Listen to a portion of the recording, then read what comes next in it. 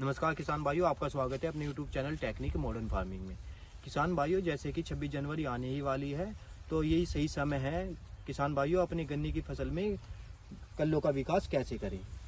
तो किसान भाइयों एक बात का ध्यान रखें, जैसे कि हमारी गन्ने की फसल है, इसमें जो है नमी का जो है खासा ध्यान रखें। इस समय जो है हमारे गन्ने की फसल में नमी बनी रहनी चाहिए।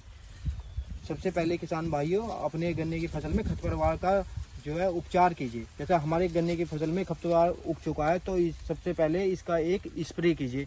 स्प्रे करने से क्या होगा, हमारा खेत जो खरपतवार है जो भी है ये पूरी तरीके से खत्म हो जाएगा और हमारा खेत बिल्कुल साफ हो जाएगा। उससे हमारे खेत में स्प्रे से जो है खरपतवार का जो स्प्रे करेंगे उससे हमारे खेत में गर्मी बनेगी। गर्मी की वजह से जो है हमारे जो कल्लों का विकास होगा, फुटाव होगा, वो तेजी से होगा और हमारे कल्ले सही से निकल के आएंगे। धन्यवाद किसान भाइयों। अपने YouTube channel technique modern farming को सबसे ज़्यादा से ज़्यादा सब्सक्राइब कीजिए और वीडियो को लाइक कीजिए। धन्यवाद।